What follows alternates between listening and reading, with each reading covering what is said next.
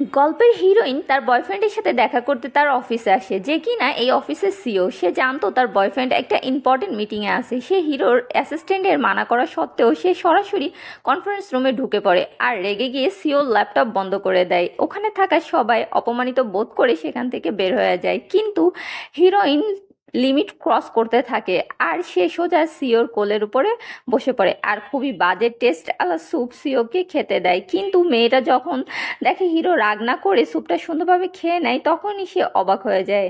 আসলে সে সিওকে আপসেট করতে চেয়েছিল, কারণ 4 বছর আগে সে সিওর গার্লফ্রেন্ড হয়ে তারপর তার সাথে ব্রেকআপ করতে চেয়েছিল। হিরোইন শুনেছিল সিও এর সাথে 3 মাস ডেট করার পরে ব্রেকআপ করলে 3 মিলিয়ন পাবে, তাই সে অনেক চেষ্টার পর সিওর গার্লফ্রেন্ড হতে সফল হয়। কিন্তু 3 মাস পর ব্রেকআপ হয় না, বরং পুরো 4 বছর পার হয়ে গেছে, আজও সে সিওর গার্লফ্রেন্ডই আছে। তাই সে আজ তার পুরো ধৈর্য হারা হয়ে যায়, আর তাই সে সিওর ইম্পর্টেন্ট মিটিংয়ে ঢুকে পড়ে আর মনে মনে ভাবতে থাকে আজকে গ্যারান্টি সিও ব্রেকআপ করে দিবে। কিন্তু সিও কোনোভাবেই রাগ হচ্ছিল না, তাই মেয়েটা সিওর টাই ধরে টেনে কাছে এনে বলে আজকে বাসে জলদি আসবা। মেয়েটা ভেবেছিল এবার হয়তো সিও রেগে যাবে, কিন্তু উল্টা সিও নিজেই দোষারোপ করে যে সে আজকাল অনেক বিজি থাকে, তাই সে তাকে সময় দিতে পারছে না। এই বলে সিও মেয়েটাকে কোলে উঠায় আর মিটিং রুমের বিছানায় শুয়ে দেয়, আর এখানে তারা কিছুটা রোমান্টিক সময় কাটায়। আর এদিকে আমাদের হিরো তো বিয়ের উপর বিশ্বাসই করতো না।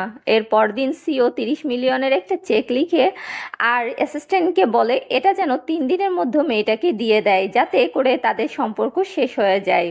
এর পরদিন আমাদের সিওর বাবা তাকে ইনভাইট করে তাদের বাসায়। 10 বছর পর সিও তার পরিবারের সাথে দেখা করতে আসছে। সে বাসায় ঢুকতেই দেখতে পাই তার বাবা ডাইনিং ভরা খাবার সাজায় রাখছে তার জন্য। আসলে 10 বছর আগে তার বাবা, তার মা ও তাকে বাসা থেকে বের করে দেয়, কিন্তু আজ সিও এর বাবা সিও ও তার মায়ের কাছে মাপ চায়। সিও দেখে তার বাবা অনেক বেশি মদ পান করে ফেলেছে, তাই সে তার বাবাকে মাফ করে দেয়। কিন্তু পর মুহূর্তে তার বাবার কথা শুনে সিও তো পুরোই অবাক হয়ে যায়, আর তাদের প্ল্যান সিও বুঝে যায়। সিও বিয়েতে বিশ্বাস করতো না, তাই তারা চায় সিও যেন একটা দলিলে সই করে, যাতে করে তার সমস্ত সম্পত্তি, বিজনেস তার সৎ ভাইয়ের নামে হয়ে যায়। এবং তারা 2 দিন পর সৎ ভাইয়ের বার্থডে পার্টি রাখে, যেখানে সিওকে ইনভাইট করে যেন শহরের নামি দামি লোকেদের নিয়ে আসে। সিও তাদের প্ল্যান পুরোপুরি বুঝে ফেলে আর পার্টিতে যে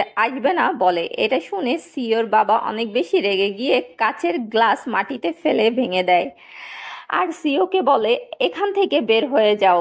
তখন সিও তার ভুল বুঝতে পারে যে তার বিয়ে না করার ডিসিশন তার জীবনের কাল হয়ে দাঁড়িয়েছে। সিওর বাবা ও তার সৎ মা চায় সমস্ত সম্পত্তি, বিজনেস তাদের ছেলে যেন পায়। এদিকে আমরা দেখতে পাই হিরোইনকে সিওর বাসার কাজের মহিলা সিওর ফ্যামিলি ডিনারের কথা বলছে। তখনই মেয়েটার মাথায় একটা প্ল্যান আসে, সে যদি সিওর ফ্যামিলি ডিনার খারাপ করে দেয় তাহলে গ্যারান্টি সিও তার সাথে ব্রেকআপ করে নিবে। তাই সে এমন ধরনের ড্রেস পরে যেটা সিও পছন্দ করতো না, আর সে এখানে এসে সবাইকে বলে সে হচ্ছে সিওর ফিয়ন্সি। আসলে হিরোইন জানতো না তার এই বলা কথার কারণে সিওরই হেল্প হচ্ছে। সে যখন নিজেকে সিওর ফিয়ন্সি বলে, সাথে সাথে সিওর বাবা অবাক হয়ে যায়, আর এটা সত্যি সিওর গার্লফ্রেন্ড কিনা সেটার উপরেও সন্দেহ জানায়। কিন্তু মেয়েটা কারোর কথা শুনতেছিল না, বরং নিজের মতো বকবক করে বলতে থাকে সে আর সিও একে অপরকে গভীরভাবে ভালোবাসে, আর ডিনার আরও বেশি খারাপ করার জন্য সে গোল্ড ডিগারের অভিনয়ও করতে থাকে। সাথে আরও বলে বিয়ের পর সে তার শ্বশুর শাশুড়ির সাথে থাকতে চায় না, কারণ তাদের বাড়ি অনেক পুরানো আর ছোট, তাই সে অনেক দামি আর বড় বাড়ির ডিমান্ড করে। আর সিও মুস্কি হাসি দেয় আর হিরোইনের কথায় রাজি হয়ে যায়। এটা দেখে সিওর বাবা আর বাকি সবাই অবাক হয়ে যায়।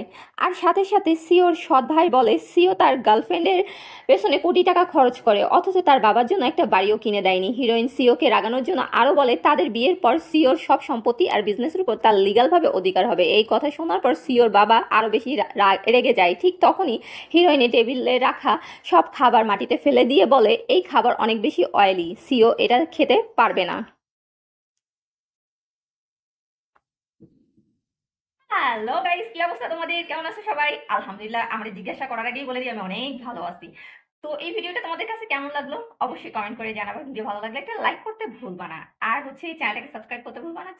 সাবস্ক্রাইব বাটনের উপরে ঝাড়ু, স্যান্ডেল বা যা মন চাই তাই মাইরা দাও। আর পাশে বেল আইকনটাও প্রেস করে দিও, যাতে তোমাদেরকে একটু বিরক্ত করতে আমি আরো সুযোগ পেয়ে যাই। ওকে, তো আবার দেখা হবে নতুন কোনো ভিডিও নিয়ে। ওকে, বাই বাই।